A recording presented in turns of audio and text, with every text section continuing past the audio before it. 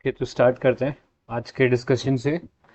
So this is day 7 of science and tech PT 365। So let's start with the next chapter which is health.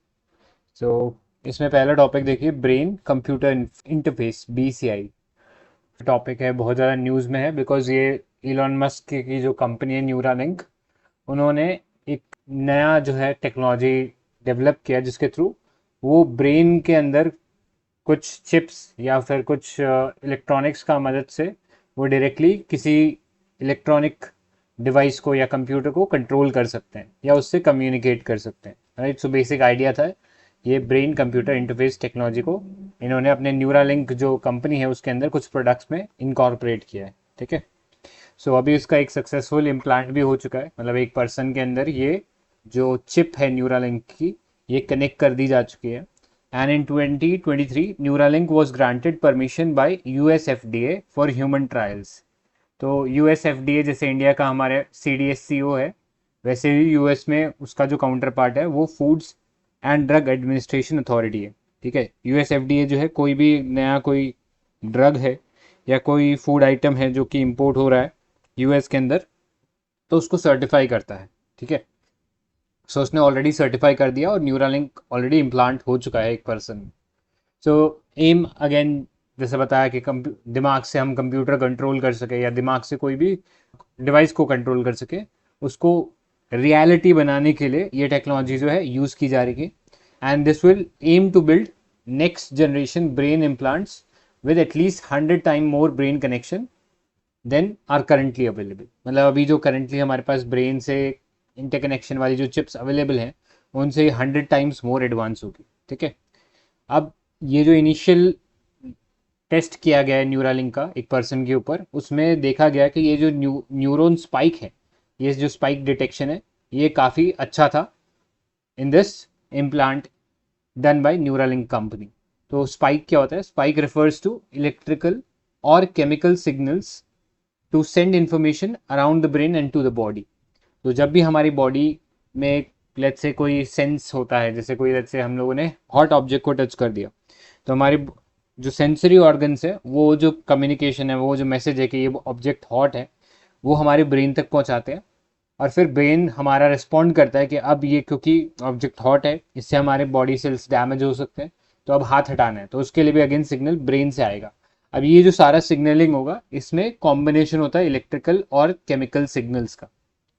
Clear? अभी आगे पढ़ेंगे कैसे होता है, but अभी के लिए इतना जान लो कि इलेक्ट्रिकल और केमिकल सिग्नल्स का एक लिंक होता है, कम्युनिकेशन होता है, जिसके थ्रू हमारी बॉडी से ब्रेन में और ब्रेन से बॉडी में कम्युनिकेशन होता है। सो न्यूरालिंक ने ये सक्सेसफुली इम्प्लांट कर दिया है और अपना ये जो पहला प्रोडक्ट लेके आ रहे हैं उसका नाम रखा है टेलीपैथी। तो टेलीपैथी क्या होता है? माइंड से आप चीज़ों को कंट्रोल कर सकते हो। तो वही सेम चीज़ यहाँ पे भी कर रहे हैं। जैसे एक्समैन में देखा होगा कि वो एक प्रोफेसर होता है, वो व्हील चेयर पर बैठा होता है लेकिन माइंड से चीज़ों को कंट्रोल कर रहा होता है।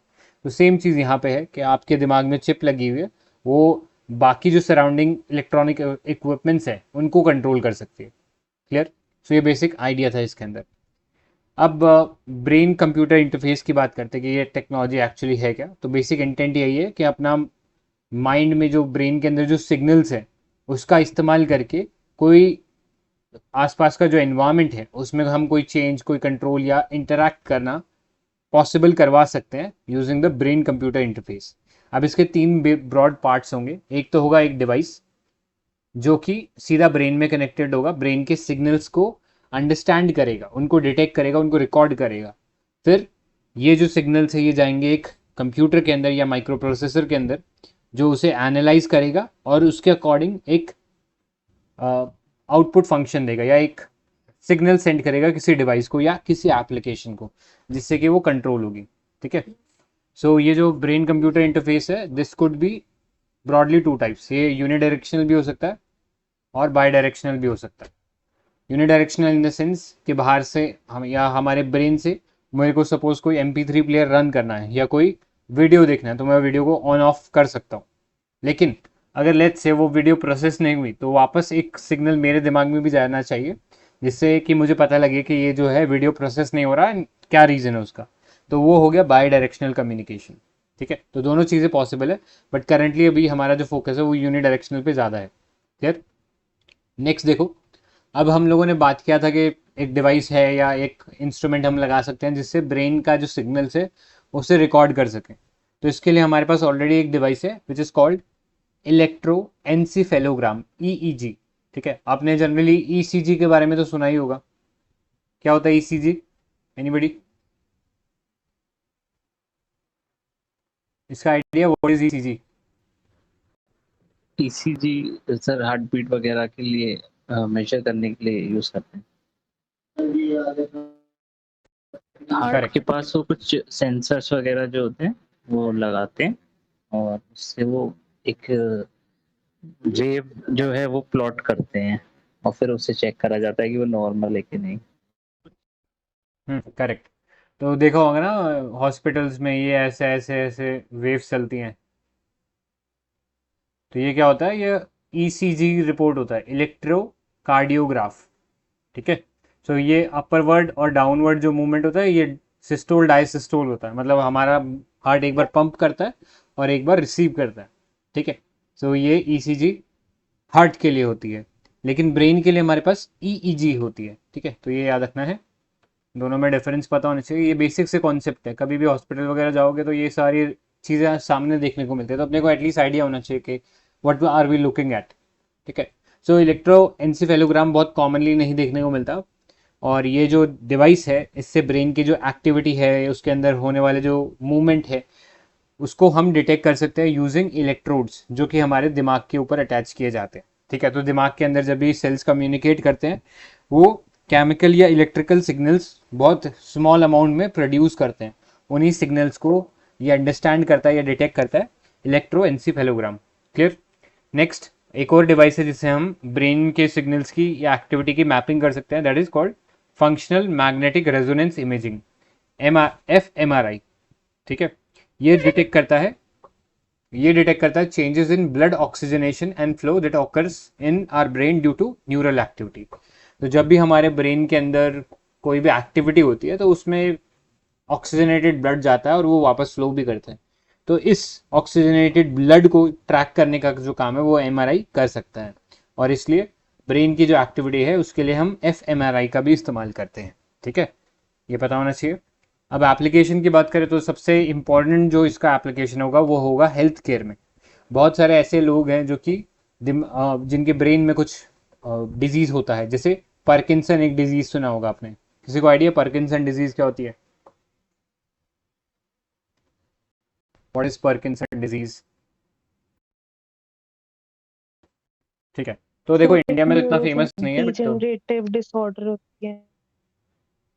हाँ, थोड़ा लाउडर बोला, क्या बोला? एक न्यूरो डिजेनरेटिव डिसऑर्डर होती है, न्यूरॉन्स उसमें डिजेनरेट हो जाते हैं, सो शिवरिंग होती रहती है।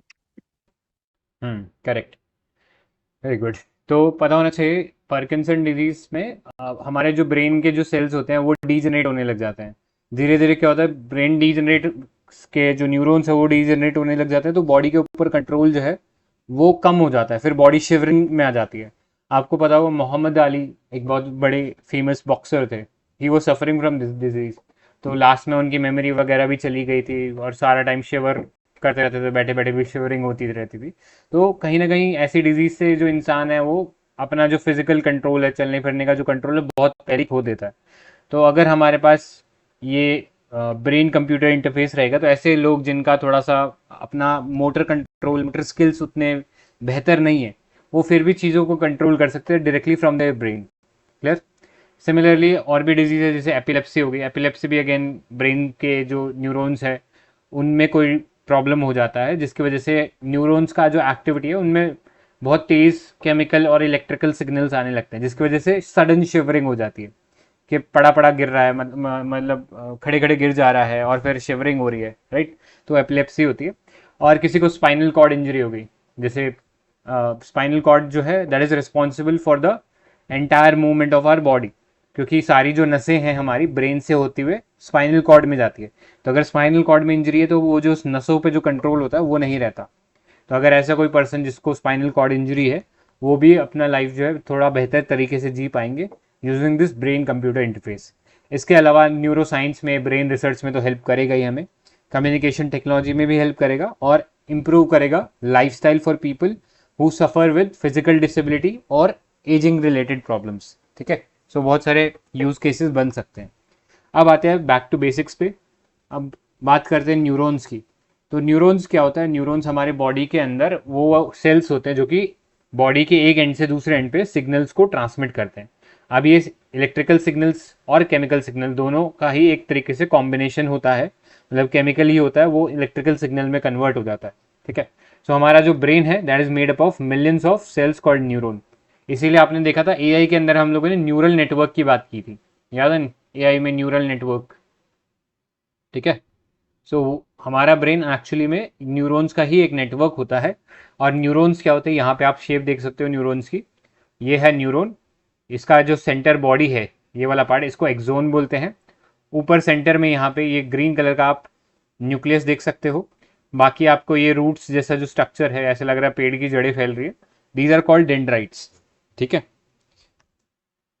अब ये जो डेंड्राइट होती है आगे पीछे किसी टेल से कनेक्टेड होती है, मतलब यही सेम चीज आगे रेप्लिकेट होगी यहाँ पे कनेक्टेड होता है, तो डेंड्राइट किसी की टेल से कनेक्टेड है। सिमिलरली ये टेल के पीछे कोई डेंड्राइट लगा हुआ है। ठीक है, और ये जो पॉइंट है जहां पे इनका कनेक्शन होता है एक न्यूरॉन का दूसरे न्यूरॉन से, उस कनेक्शन को हम बोलते हैं साइनेप्स। ठीक है, ये पता होना चाहिए। तो कभी भी कोई इलेक्ट्रिकल सिग्नल, सपोज यहाँ से आया, इसमें कोई इलेक्ट्रिकल सिग्नल आया, वो साइनेप्स पे आके केमिकल सिग्नल्स की फॉर्म में आगे ट्रांसमिट होगा, फिर इसमें वापस इलेक्ट्रिकल सिग्नल आएगा, फिर आगे कोई और साइनेप्स आएगा और वहां पे ये सिग्नल फिर से ट्रांसफॉर्म होगा। तो क्लियर है इलेक्ट्रिकल और केमिकल सिग्नल किस तरीके से वर्क करेंगे इसके अंदर। और साइनेप्स जो है, दो न्यूरॉन्स के बीच के लिंक को हम साइनेप्स कहते हैं। ठीक है, और काम इसका क्या है, हमारी बॉडी के अंदर जो कोई भी सिग्नल है, चाहे वो हमारी बॉडी ब्रेन की तरफ लेके जा रही है या हमारा ब्रेन बॉडी को रिस्पॉन्ड करे, दोनों को ये कम्युनिकेट करने का काम करता है। तो यहाँ पे देख सकते हो सेंसरी न्यूरॉन्स है जो कि हमारे सेंस ऑर्गन, जैसे हमारा स्किन एक सेंस ऑर्गन है, तो स्किन ने जैसे कोई हॉट ऑब्जेक्ट को टच किया, वहां से एक सिग्नल जाएगा हमारे ब्रेन में, और ब्रेन से वापस जो सिग्नल आएगा उसके थ्रू मोटर न्यूरॉन्स, मोटर मतलब जो हमारी वॉलेंट्री मसल्स को मूव करेंगे, उन न्यूरॉन्स को सिग्नल जाता है और हमारा हाथ वहां से हट जाता है। उसके बीच में जितने भी न्यूरॉन्स पड़ते हैं उन्हें हम इंटर न्यूरॉन्स बोलते हैं, which act as intermediary between the sensory neurons and the motor neurons. ठीक है, तो इतने पार्ट में कोई डाउट या कोई एडिशन तो बताइए।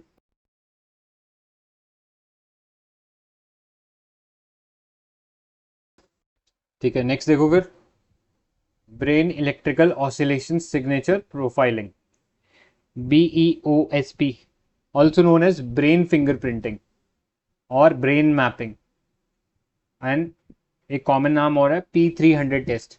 सो it's a neuropsychological method of interrogation. तो एक जनरली मूवीज वगैरह में क्या होता है, आपने देखा होगा पॉलीग्राफ टेस्ट होता है, जिसमें कुछ साइकोटिक सब्सटेंस जो है वो अक्यूज को दिया जाता है और फिर उससे कुछ सवाल पूछे जाते हैं, तो फिर वो थोड़ा सा इनिब्रेटेड स्टेट में होता है, मतलब थोड़ा नशे की हालत में होता है, तो वहाँ पे वो जनरली सच बोल देता है, but still it's not a substantive evidence नहीं है। कोर्ट ऑफ लॉ में उसको एक कोई बहुत सब्सटैंटिव एविडेंस नहीं माना जा सकता, बिकॉज उसको भी फेक किया जा सकता है। ठीक है, सो पॉलीग्राफ टेस्ट तो वो होता है जिसमें कुछ साइकोट्रॉपिक सब्सटेंस दिया जाता है और उससे इनएबिरेटेड स्टेट में सवाल पूछे जाते हैं। लेकिन ये जो ब्रेन मैपिंग वाला जो टेक्नोलॉजी है, इसके अंदर हम लोग कुछ जो पर्सन है उसके दिमाग में अगर कोई हिडन इंफॉर्मेशन है, तो उसको रिस्पेक्टिव वर्ड्स, पिक्चर्स या फ्रेजेस दिखाकर उसका ब्रेन किस तरीके से उस स्टिमुलाई को या उस चेंज को किस तरीके से रिस्पॉन्ड कर रहा है, उसको हम ट्रैक करते हैं। ठीक है, तो सपोज उसने कोई पिक्चर है जो उसने पहले देखी हुई है, उसको वो पिक्चर वापस दिखाएंगे तो उसके दिमाग में कुछ उससे रिलेटेड मेमोरीज जो है वो क्रिएट होंगी।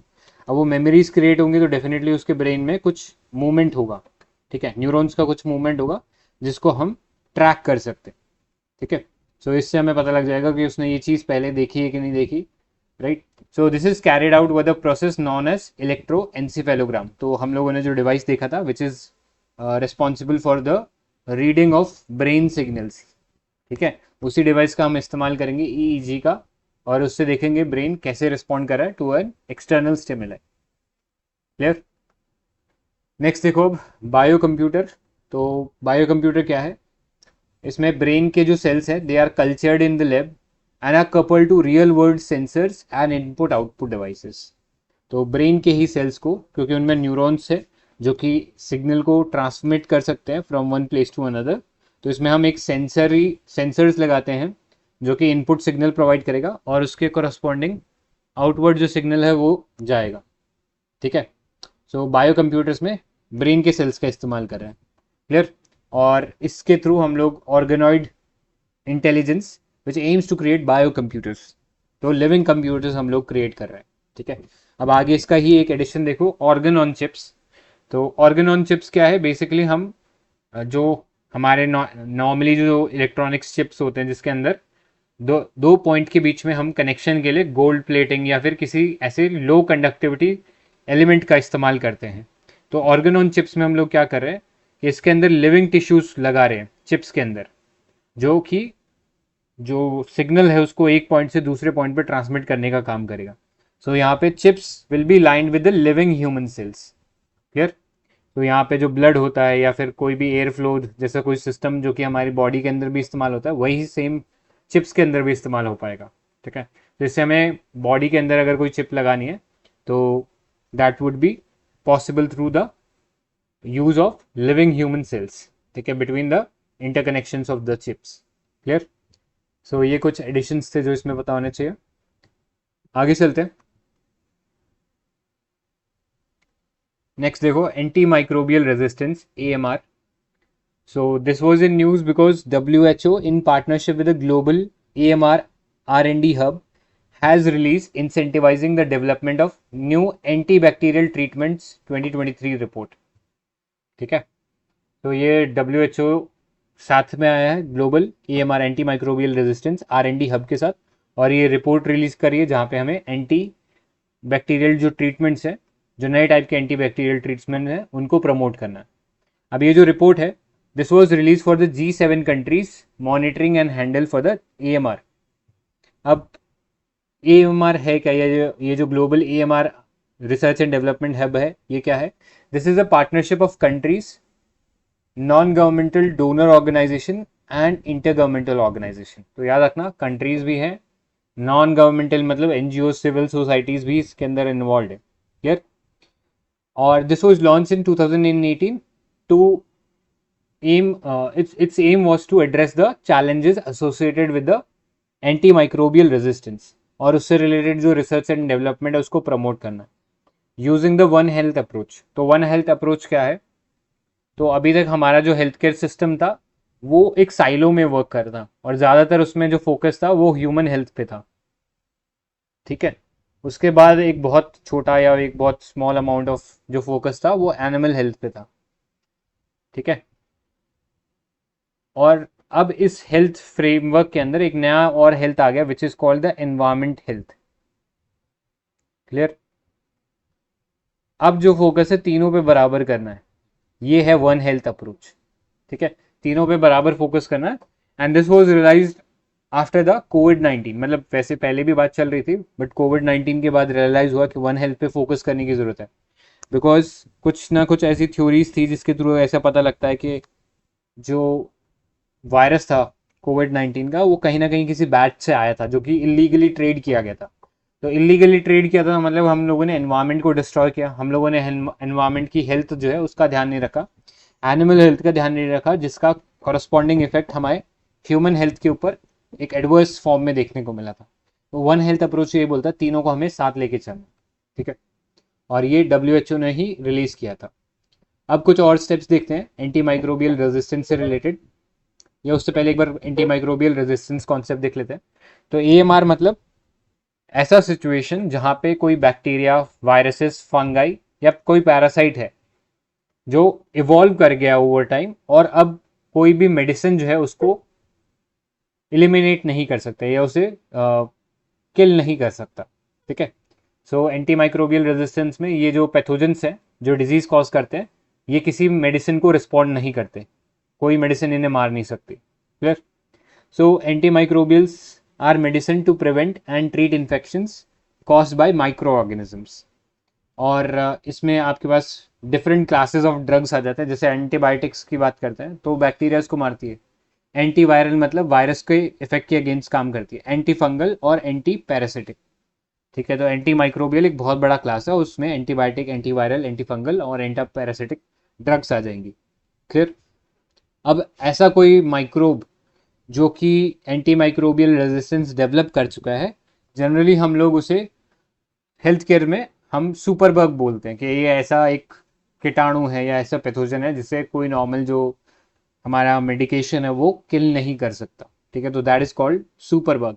अब ये फैल क्यों रहा है, एंटी माइक्रोबियल रेजिस्टेंस फैल क्यों रही है, तो इसके बहुत सारे रीजंस हैं। एक तो डॉक्टर्स जो है थोड़ा सा रेकलेसली एंटी माइक्रोबियल जो ड्रग्स होते हैं, खासकर एंटीबायोटिक्स, उन्हें रिकमेंड कर देते हैं। फिर नॉर्मली क्या होता है, लोगों में ज़्यादा अवेयरनेस नहीं होती तो वो ओवर द काउंटर भी परचेज कर लेते हैं डायरेक्टली बिना किसी डॉक्टर के प्रिस्क्रिप्शन के। ठीक है। Next, poor access to quality और अफोर्डेबल ड्रग्स या मेडिसिन जो होती है, कभी कभी उनका भी एक्सेस प्रॉपर नहीं होता, तो फिर सब स्टैंडर्ड ड्रग्स या फिर बहुत हाई कैलिबर के जो एंटीबायोटिक्स होते हैं उनका गलत इस्तेमाल होने लग जाता है। फिर कई बार देखा गया लाइव स्टॉक फार्मिंग के अंदर भी एंटीबायोटिक्स का इस्तेमाल किया जाता है। तो जनरली क्या होता है, जो पोल्ट्री फार्मिंग होती है उसके अंदर वो एंटीबायोटिक्स जो है वो फीड करा देते हैं अपने पोल्ट्रीज को। ठीक है, जो चिकन्स होते हैं उनको, ताकि उनको बीमारियां ना हो और उनकी जो हेल्थ है, उनका जो वेट है वो बढ़ता रहे। ठीक है, तो ऐसे में जो एंटीबायोटिक इनको दिया जाता है फिर वो ह्यूमंस के अंदर भी आ जाता है जब ह्यूमंस उसे कंज्यूम करते हैं। तो इस प्रोसेस को हम लोग एनवायरमेंट और इकोलॉजी में पढ़ते हैं एज बायोमैग्निफिकेशन। ठीक है, ये पढ़ाई होगा। किसी को डिफरेंस पता है बायोमैग्निफिकेशन वर्सेस बायो एक्यूमुलेशन, क्या डिफरेंस होता है?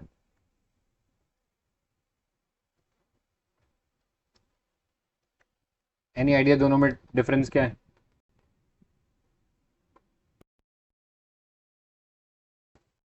ठीक है, तो यार ना, बायोमैग्निफिकेशन मतलब एक ट्रॉपिक लेवल से दूसरे ट्रॉपिक लेवल, मतलब हायर ट्रॉपिक लेवल पे हम जाते हैं तो उसका कंसंट्रेशन इंक्रीज होता है।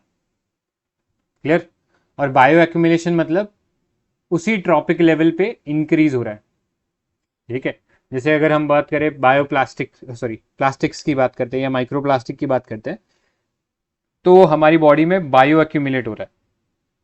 क्लियर, मतलब उसकी कॉन्सेंट्रेशन हमारी बॉडी के अंदर इंक्रीज हो रही है। लेकिन बायोमैग्निफिकेशन में क्या है, जैसे हम लोग पोल्ट्री फार्मिंग की बात करें कि पोल्ट्री फार्मिंग के अंदर अगर कोई लाइव स्टॉक को एंटीबायोटिक्स दे रहा है, तो एंटीबायोटिक्स जो उन चिकन्स को दिया गया है, जैसे ह्यूमन उसको कंज्यूम करेगा तो ह्यूमंस के अंदर वो एंटीबायोटिक्स आने लगेगा। लेकिन ह्यूमन जो है वो अपने लाइफ टाइम में बहुत सारे चिकन कंज्यूम कर रहेंगे, तो ऐसे में ह्यूमंस के अंदर जो एंटीबायोटिक्स का लेवल है वो धीरे धीरे इंक्रीज होता रहेगा than the previous trophic level. Clear. So ये डिफरेंस होता है दोनों टर्म्स के बीच में। सो ये भी एक मेजर इशू है, इसीलिए आपको पता होगा गवर्नमेंट ने एक एंटीबायोटिक बैन किया था जिसका नाम था कोलेस्टीन। तो कोलेस्टीन एक हाई पावर एंटीबायोटिक था और ये जनरली जो है दिया जा रहा था लाइफ स्टॉक फार्मिंग में, और गवर्नमेंट ने ये पाया कि ये एंटी माइक्रोबियल रेजिस्टेंस जो है उसको प्रमोट कर रहा है, तो ऐसे में इसको रोकना ज़रूरी था। ठीक है, तो इसको गवर्नमेंट ने बैन कर दिया। क्लियर। अब कुछ और गवर्नमेंट ने जो इनिशिएटिव्स लिए हैं वो देखते हैं। पहला देखो, global action plan on anti microbial resistance, GAPR। This is by WHO। ज़्यादातर इनिशिएटिव आपको ग्लोबल लेवल पे WHO के द्वारा ही मिलेंगे। जैसे नेक्स्ट है aware, access, watch, reserve tool by WHO। तो इसमें एंटीबायोटिक्स को क्लासिफाई किया गया है ऑन 3 डिफरेंट कैटेगरीज। ठीक है, एक तो है नॉर्मल एक्सेसिबल ड्रग्स होने चाहिए, वॉच जिनके ऊपर थोड़ी सी ज़्यादा स्क्रूटनी, और रिजर्व जो है वो हाई पावर एंटीबायोटिक्स है जिन्हें बहुत रेयर केसेस में और बहुत स्क्रूटनाइज तरीके से ही यूज़ करना है। ठीक है, तो ये कैटेगराइजेशन बनाया गया है with regards to use of antibiotics.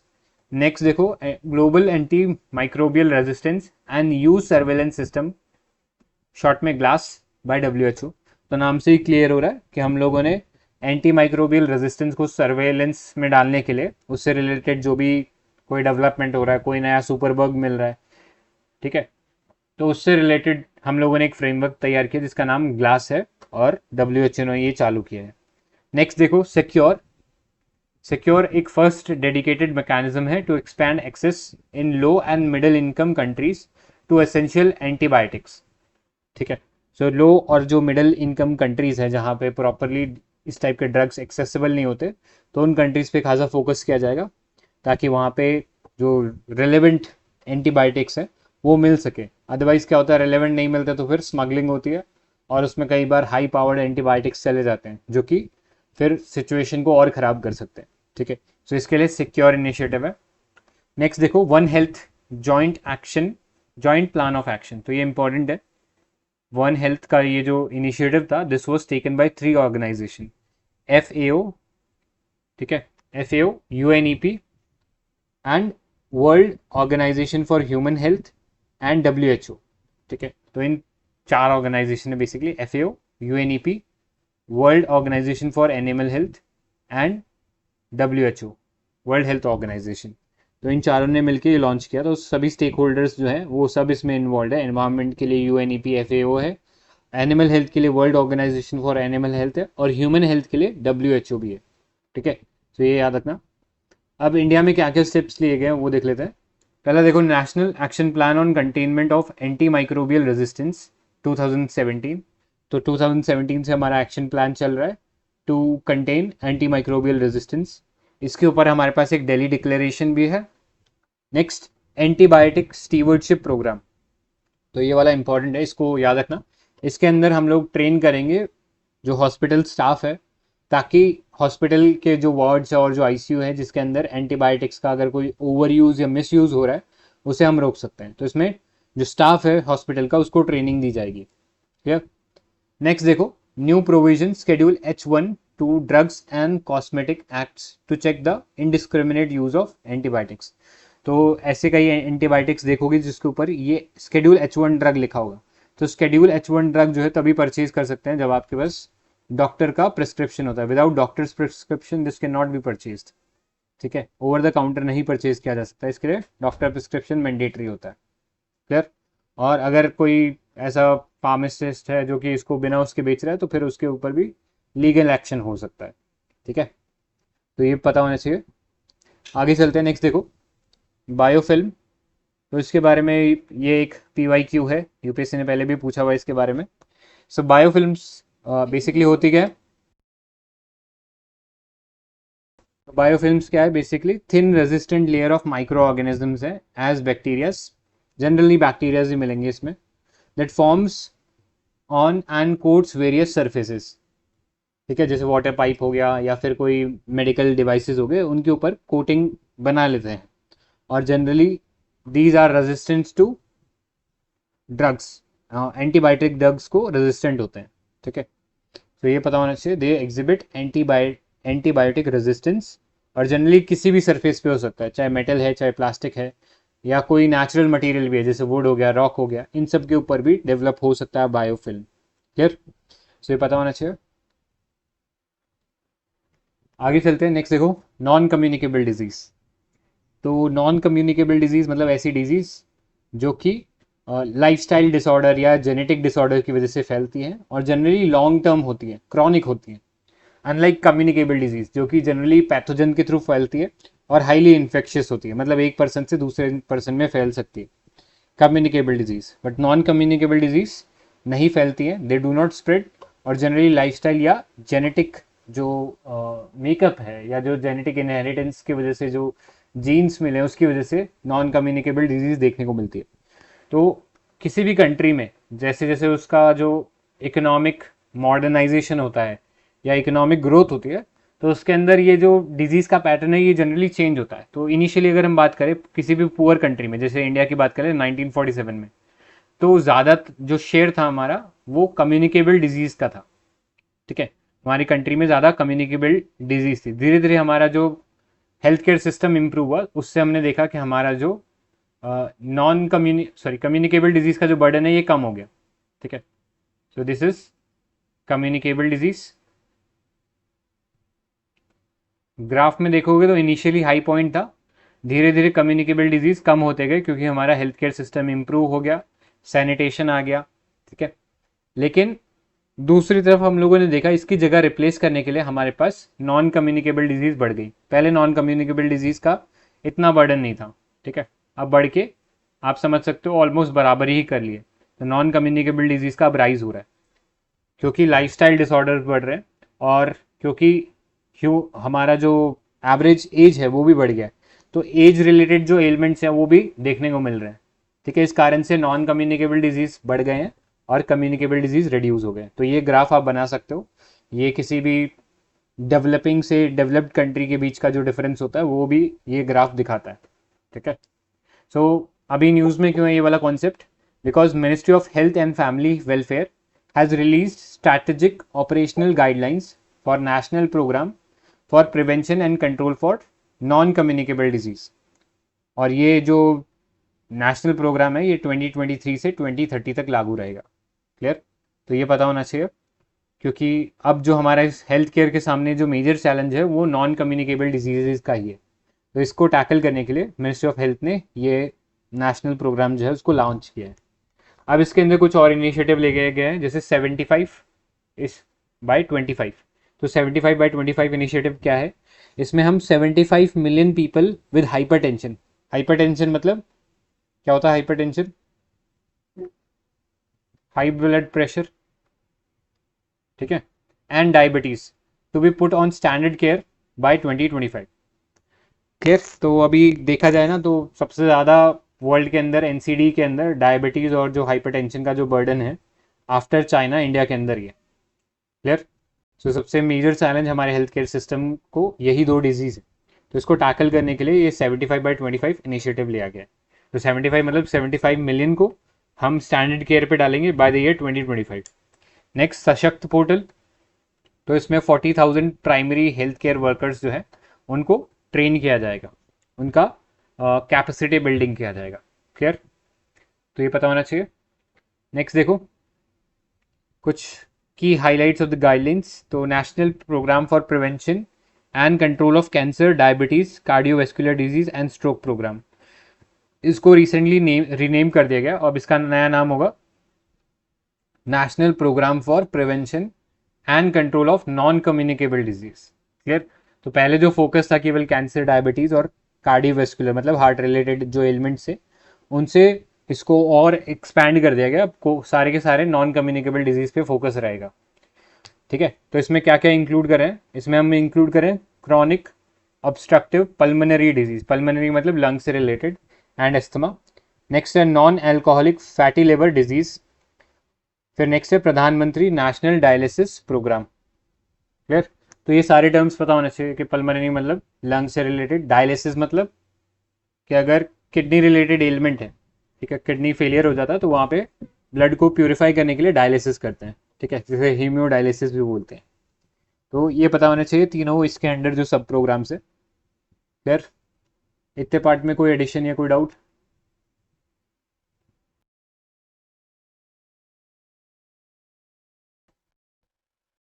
Clear?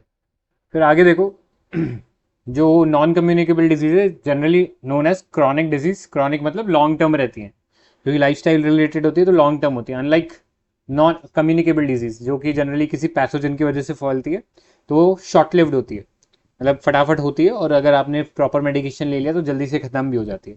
But non communicable disease में ऐसा नहीं होता, जनरली लाइफ लॉन्ग रहती है और बहुत सारे वेरियस फैक्टर्स हो सकते हैं। लाइफस्टाइल डिसऑर्डर तो हो ही गए, कई बार जेनेटिक भी होता है, एनवायरमेंटल या बिहेवियरल फैक्टर्स भी होते हैं जो कि लीड कर सकते हैं नॉन कम्युनिकेबल डिजीज़ को।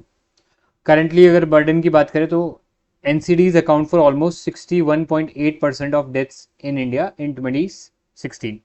तो अगर ऐसे वो डेटा पूछ लिया जाए कि हाफ से ज़्यादा 50% से ज़्यादा डेथ जो है NCDs की वजह से होती है तो ये आंसर ट्रू होगा। ठीक है, तो ऐसे डेटा को एनालाइज करना आना चाहिए। नेक्स्ट देखो national action planning and monitoring framework for prevention and control of NCDs। तो अगेन इसके अंदर हम NCDs या नॉन कम्युनिकेबल डिजीज से होने वाले जो ग्लोबल प्रीमेच्योर डेथ्स हैं उनको कम करेंगे by 25% by the year 2025। Clear? इसी से रिलेटेड एक और मूवमेंट चल रहा है, that is fit India movement. तो ये कौन रन कर रहा है? ये ministry of youth affairs and sports run कर रहा है। एम ये है कि जो लाइफस्टाइल डिसऑर्डर्स हैं उनको प्रिवेंट करने के लिए हम फिट इंडिया मूवमेंट को लॉन्च करें। ठीक है, जिससे कि लाइफस्टाइल रिलेटेड जो एलिमेंट्स हैं या डिसऑर्डर हैं उनको हम कम कर सकें। क्लियर? तो ये सारे चीज़ें हैं जो हैं वो पता होनी चाहिए। नेक्स्ट देखो, अब बात करते हैं कुछ एलिमेंट्स की या डिसऑर्डर्स की। तो पहला है इसमें tuberculosis, shortly known as TB. तो WHO ने रिलीज किया है ग्लोबल ट्यूबरकुलोसिस रिपोर्ट 2023। एक चीज याद रखना, वर्ल्ड के अंदर टीबी का सबसे हाईएस्ट बर्डन जो है इंडिया के अंदर है। ठीक है, इंडिया में हाईएस्ट बर्डन है टीबी की वजह से। अब बात करते हैं टीबी के बारे में। तो TB is a disease cause by a bacteria. तो याद रखना बैक्टीरिया से होती है, कई बार यही पूछ लेता है कि उसका पैथोजन कौन सा होता है डिजीज का। तो यू शुड नो ये बैसिलस माइकोबैक्टीरियम नाम का बैक्टीरिया है विच कॉजेज ट्यूबरकुलोसिस। अब एक कॉमन मिसकंसेप्शन है, जनरली लोगों को लगता है टीबी जो है लंग्स में ही अफेक्ट करती है, बट टीबी और भी जगह इफेक्ट कर सकती है। तो ऐसा टीबी जो कि बॉडी के किसी और ऑर्गन में भी हो सकता है, आई के अंदर भी हो सकता है, बोन्स के अंदर भी हो सकता है, लिवर के अंदर भी हो सकता है, इंटेस्टाइन के अंदर भी हो सकता है। तो इन सब कैटेगरी ऑफ टीबी को हम बोलते हैं एक्स्ट्रा पल्मोनरी, मतलब लंग्स के अलावा ये जो टीबीज होती है इनको एक्स्ट्रा पल्मोनरी टीबी बोलते हैं। जनरली टीबी का जो मेडिकेशन होता है उसमें हम कॉम्बिनेशन ऑफ ड्रग्स यूज करते हैं। तो ये जो ड्रग्स आप यहाँ पे देख रहे हो, आइसोनाजाइड, रिफाम्पिन, इथम्ब्यूटोल और पायराजोनामाइड, ये सारी जो ड्रग्स है these are called the first line of drugs. First line of drugs मतलब किसी को पहली बार डिटेक्ट हुआ है टीबी तो उसको ये दवाइयों का कॉम्बिनेशन दिया जाता है, उससे ठीक हो जाता है। जनरली इंडिया के अंदर एक ट्रीटमेंट चलता है डॉट्स करके। ठीक है, यहाँ पे ओरल जो है दवाई है, मतलब मुंह से दवाई ले सकते हो, इसमें इंजेक्शन वगैरह कुछ नहीं लगता है, एंड 6 मंथ का कोर्स होता है। ठीक है, अगर ये 6 मंथ का कोर्स बीच में छोड़ देते हो तो फिर चांसेस है कि आपका जो ये जो पैथोजन था बैसिलस माइकोबैक्टीरियम, ये एंटी माइक्रोबियल या एंटीबायोटिक जो प्रॉपर्टीज है, anti microbial resistance property gain कर सकता है। और वहां पे फिर क्या होगा, नेक्स्ट टाइम आप ये डॉट्स का ट्रीटमेंट काम नहीं करेगा आपके ऊपर और आपको सेकेंड लाइन ऑफ ड्रग्स लेना पड़ेगा। ऐसे में जो टीबी हो जाती है उससे बोलते हैं मल्टी ड्रग रेजिस्टेंट टीबी। ठीक है, तो यहाँ पे देख भी सकते हो ड्रग रेजिस्टेंट टीबी के कैटेगरीज होती है। जो पहला बार अगर आपने ट्रीटमेंट कंप्लीट नहीं किया तो वहां पे मल्टी ड्रग रेजिस्टेंट टीबी हो सकता है MDR, जहाँ पे एटलीस्ट आइसोनाजाइड और रिफाम्पिन जो है, ये जो मेडिकेशंस थे फर्स्ट लाइन ऑफ ड्रग्स में, ये काम नहीं करते। अब फिर आपको ओरल के अलावा इंजेक्शंस भी लेने पड़ते हैं। ठीक है, फिर अगर मल्टी ड्रग रेजिस्टेंट टीबी से भी थोड़ा सा और एनहांस हो जाता है, मतलब सिचुएशन और ज़्यादा डेंजरस हो गई है, तो वहाँ पे ये ड्रग्स भी काम नहीं करेंगे जो हम सेकेंड लाइन ऑफ डिफेंस में देते हैं। ठीक है, तो जैसे यहाँ पे सेकेंड लाइन ऑफ डिफेंस में हमारे पास है अमाइकेसिन, कैनामाइसिन और कैप्रियोमाइसिन। अब ये दवाइयों के नाम याद रखने की जरूरत नहीं है, बट ये पता होना चाहिए कि मल्टी ड्रग रेजिस्टेंट टीबी होती है, उसको ट्रीट करने के लिए हमें सेकेंड लाइन ऑफ ड्रग्स देने पड़ते हैं। ठीक है, अगर उस वो भी फेल हो जाता है तो हम कहते हैं कि this is extensively drug resistant TB. यहाँ पे ये ड्रग्स भी काम नहीं करें तो और थोड़े से इससे हार्डर ड्रग्स जो है, थर्ड लाइन ऑफ ड्रग्स जिसे हम बोलते हैं, वो लाने पड़ते हैं। और कभी कभी वो भी काम नहीं करते और ऐसे में हम बोलते हैं कि ये जो सिचुएशन है यहाँ पे टोटली ड्रग रेजिस्टेंट टीबी हो गया है। ठीक है, सो ये थोड़े से रिलेवेंट फैक्ट है टीबी के बारे में जो अपने को पता होने चाहिए। अब एक चीज़ याद रखना, टीबी के अगेंस्ट एक वैक्सीन भी है हमारे पास which is called bacille Calmette Guerin, BCG vaccine. इसका भी अगेन नाम सुना होगा आपने कोविड-19 के दौरान। कोविड-19 में ऐसा देखा गया था जिन लोगों को ये BCG वैक्सीन लगा था उनको कोविड के उतने सीरियस सिम्टम्स नहीं आए थे। ठीक है, सो करंटली ये जो BCG वैक्सीन है is the only license vaccine available for TB prevention.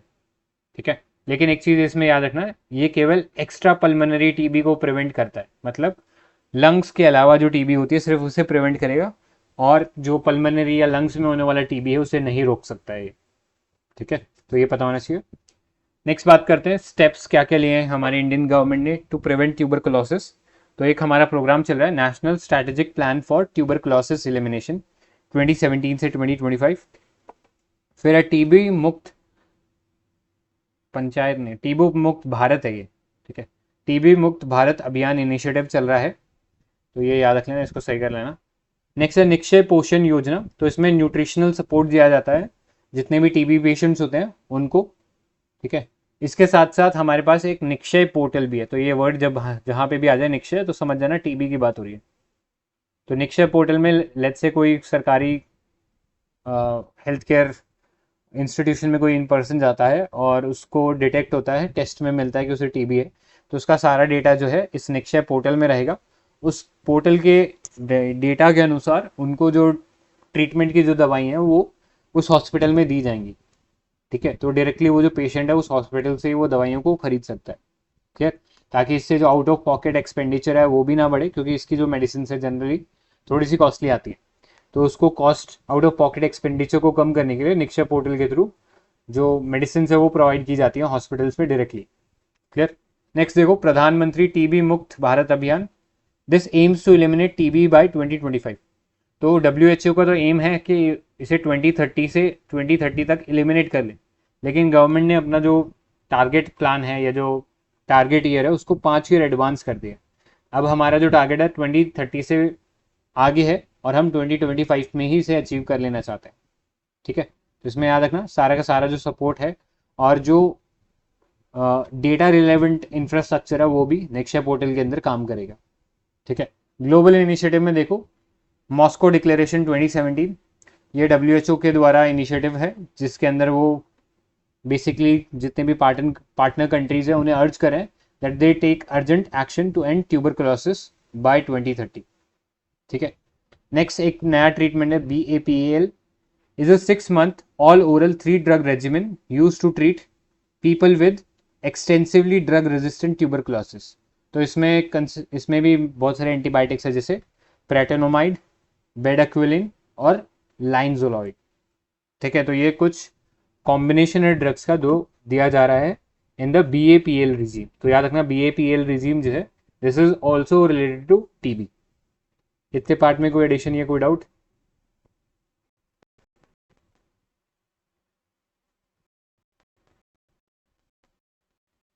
ठीक, नेक्स्ट देखो फिर सिकल सेल डिजीज। तो इसके बारे में बहुत बार न्यूज़ में सुना ही होगा आपने, और अभी ये वापस न्यूज़ में इसलिए आया बिकॉज US ने अप्रूव किया first CRISPR based gene therapies to treat sickle cell disease. अब इसमें कैसगेवी और लाइफजीनिया नाम का ये एक सेल बेस्ड जीन थेरेपी है जिसे अप्रूव किया है US FDA ने। ठीक है, for the treatment of sickle cell disease in patient with 12 year olds, मतलब 12 ईयर से ज़्यादा जिनकी उम्र है उनमें ये दिया जा सकता है ट्रीटमेंट।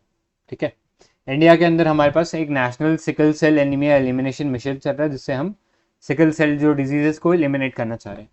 अब सिकल सेल डिजीज होता क्या है? तो ये एक हीमोग्लोबिन डिसऑर्डर है जिसमें हमारे जो ब्लड के जो RBCs है, जो कि जनरली ऐसे हेल्दी जो RBCs होते हैं ओवल शेप के रेड कलर के दिखते हैं, लेकिन सिकल सेल में वो सिकल जैसे हो जाता है, मतलब सिकुड़ जाते हैं, कनकेव हो जाते हैं ऐसे।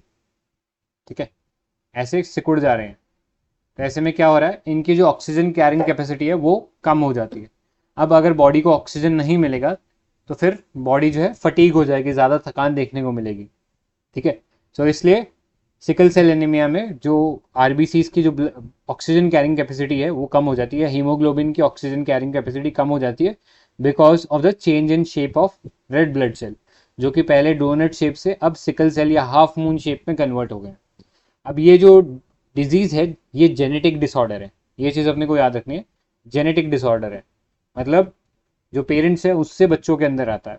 ठीक है, और इंडिया में ये जो सिकल सेल डिजीज़ है this is very prevalent in the tribal population. और ट्राइबल पॉपुलेशन में बहुत ज़्यादा प्रेवलेंट क्यों है?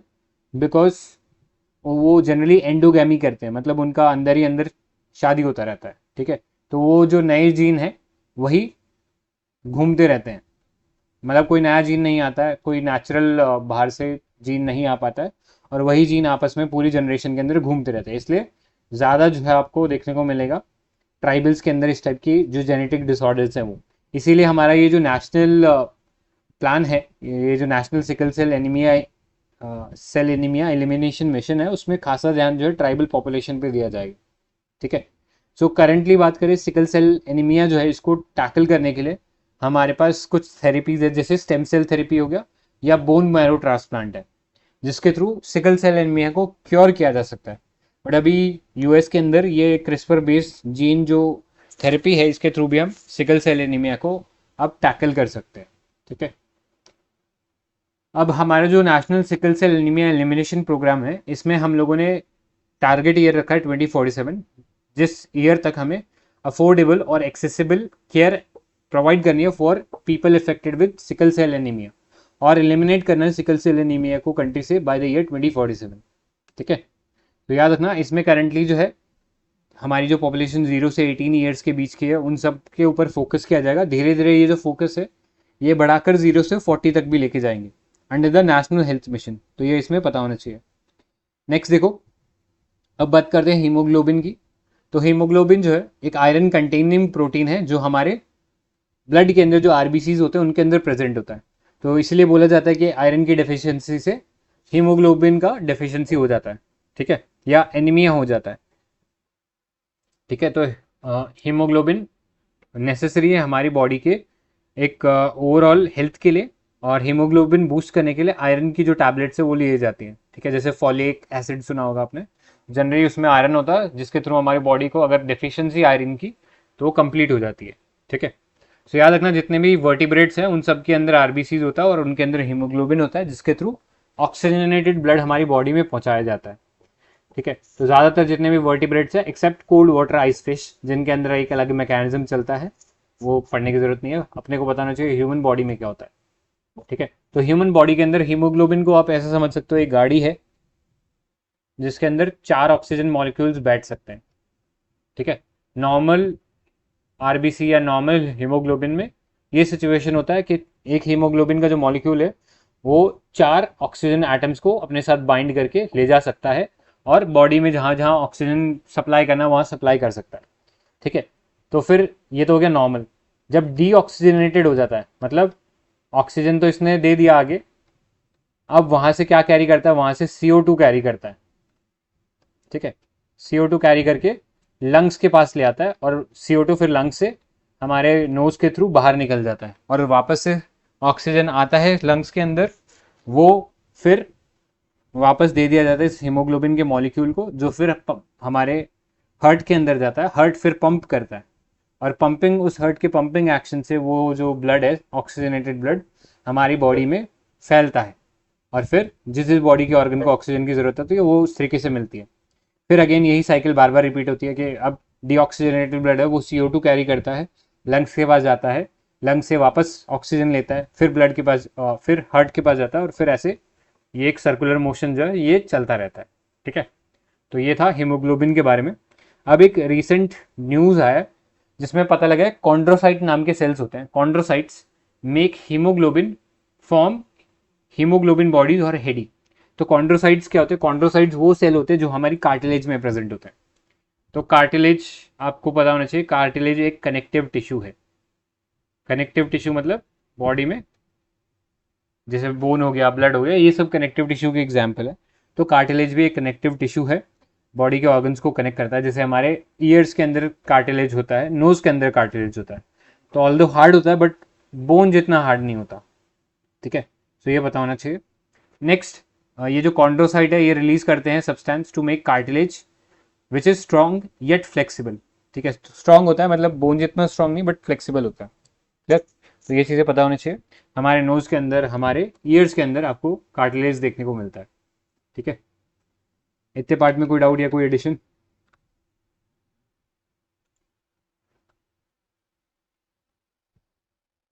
ठीक है, तो फिर आज के लिए यहीं एंड करते हैं। Thank you for joining and tomorrow will start with 4.6 part. ठीक है, तो बाय बाय।